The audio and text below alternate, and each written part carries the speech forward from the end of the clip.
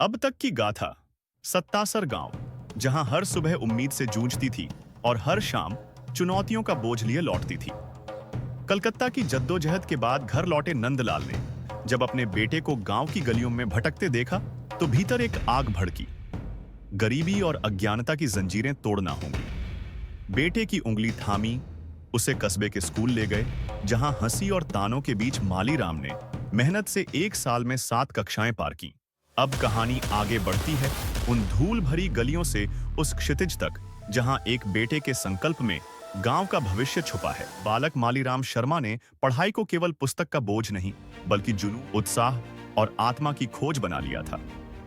वह अपने हमउम्र बच्चों के लिए मिसाल बन गया। अंग्रेजी भाषा में उसकी पकड़ इतनी मजबूत थी कि शिक्षक उसे देखकर हैरान रह जाते। संस्कृत के श्लोकों को वह वैदिक पुरोहितों जैसी अद्भुत शैली में सुनाता। हिंदी में उसकी बोली खुद साहित्य की सुगंध लिए आती। गणित के समीकरण उसके लिए खेल थे, जीवन की गुत्थियों को सुलझाने जैसा। पर सबसे कठिन चुनौती मिली अपने पिता से। नंदलाल ने कहा, हस्ताक्षर की चमक तो रामटेक जैसी चाहिए। रामटेक, एक अदृश्य प्रतियोगी जिसकी कल्पना ही मालीराम के अभ्यास का आधार बन गई। वह तब तक अभ्यास करता जब तक उसके अक्षर हीरे सा चमकने न लगे। हर शाम खुली छत के नीचे पिता पुत्र की मुलाकात होती। मालीराम पूरे दिन का लेखा जोखा अपने पिता को सुनाने की कोशिश करता, लेकिन नंदलाल आसान से खुश न होने वाले। ना कोई बेमतलब तारीफ, ना कोई झूठा उत्साह। उनका एक उसूल था, सच्ची प्रशंसा तभी मायने रखती है जब वह बाहर की दुनिया से आए। पिता की तारीफ बेटे के सिर चढ़ जाए तो वह सिर मतवालापन पैदा करती है। सो पिता सुनते थे बिना कहे, पर उनकी खामोशी में छुपा था एक गहरा रिश्ता। कहते हैं पिता पुत्र का पहला हीरो होता है और पुत्र पिता का सबसे पहला गर्व। इसी अनकहे प्यार और आंतरिक शक्ति की नींव पर मालीराम का बचपन गढ़ा गया। लेकिन एक दिन शाम ढली तो पिता नंदलाल वापस घर लौटे। चेहरे पर थकावट, माथे पर चिंता, शरीर में बुखार की आग। मालीराम को बाद में यही रात याद रहती थी। पिता बहुत थके हुए थे, पीला चेहरा, सारी रात बुखार।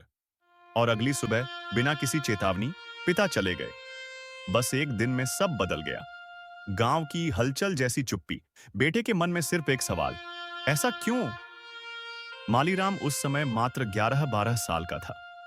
उसकी दुनिया, उसका पहला प्यार, उसका पहला आदर्श विधि के विधान ने उससे छीन लिया था। वैसे तो जीवन चलता रहा, लेकिन उस ट्रेजेडी ने दिल पर कभी न मिट सकने वाला घाव छोड़ दिया। पूरी उम्र वह संवेदनशील, भावुक इंसान बना रहा, जिसकी आंखें जल्दी भर आती, जिसकी आत्मा कवि की तरह तड़पती और लायन की तरह दहाड़ती। यही है शेर दिल पर कवि हृदय, मालीराम शर्मा की कहानी। पिता का साया सिर से हटते ही इस गरीब परिवार पर कुदरत का कहर टूट पड़ा। 4 छोटे भाई, एक नन्ही सी बहन और एक मजबूर, बेसहारा मां, जो हर रोज नए संघर्षों से जूझती रही। गांव की कठोर मिट्टी पर भूख ने गहरी दीवारें बना ली थी।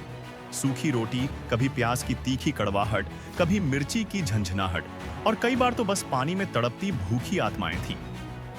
रातों को भूखे पेट सोना, यह उनके जीवन का निर्णायक सच था।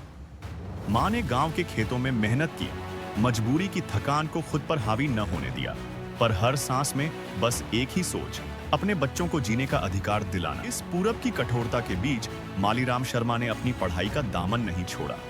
मुश्किलें जितनी घनी थीं, उसकी हिम्मत उतनी ही बुलंद। वह जानता था यह रास्ता कठिन है, पर पिता के सपने को पूरा करना उसकी जिम्मेदारी है।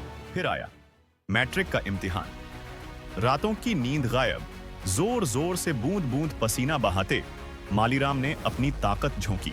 रिजल्ट के दिन किशोर मालीराम स्कूल पहुंचा, जहां हेडमास्टर ने उसे गले लगाया, माला पहनाई और मिठाई खिलाई। कहा गया, तुम रतनगढ़ कस्बे के पहले छात्र हो जिसने फर्स्ट डिवीजन से परीक्षा पास की है। यह बड़ी उपलब्धि सिर्फ मालीराम की नहीं थी, बल्कि उस पूरी मेहनत की जीत थी जो एक गरीब गांव के परिवार ने दिखाई थी। स्कूल की दीवारों पर आज भी इस कहानी को इबारत की तरह लिखा गया है। मालीराम खुशी से दमकते हुए घर पहुंचा। मां से बोला, मां, मेरी मैट्रिक में फर्स्ट डिवीजन आई है। माँ ने चूल्हे से सिर उठाया, चेहरे पर कोई दिखावा नहीं, फिर बोली, चोखो बेटा चोखो, अच्छी बात है बेटा। और फिर उसी तरह अपने काम में लग गई। मालीराम के चेहरे पर एक उदास मुस्कान आई। जिंदगी की पहली बड़ी जीत, जिसे बांटने वाला घर में नहीं था। उसने मन ही मन सोचा, काश मेरे पिता जिंदा होते तो उन्हें बताता कि रामटेक से भी आगे निकल गया है तुम्हारा बेटा। लेकिन अब उनके पिता नहीं रहे, सिर्फ उनकी यादें थीं। दोस्तों, जहां यह यात्रा गांव की सूखी, गर्म धूप वाली गलियों से शुरू हुई, वह अब कस्बों, शहरों और विदेश तक फैलने वाली है। यह कहानी सिर्फ मालीराम शर्मा की नहीं, यह है हर उस सपने की जो गरीबी, कठिनाई और दुर्भाग्य को मात देकर जीवन में रोशनी की तलाश करता है। आप सुन रहे हैं द लायन ऑफ सतसार, कहानी मालीराम शर्मा की। जल्दी मिलेंगे अगले एपिसोड में। तब तक कमेंट्स में बताएं कि इस कहानी ने आपको क्या सिखाया। नमस्ते।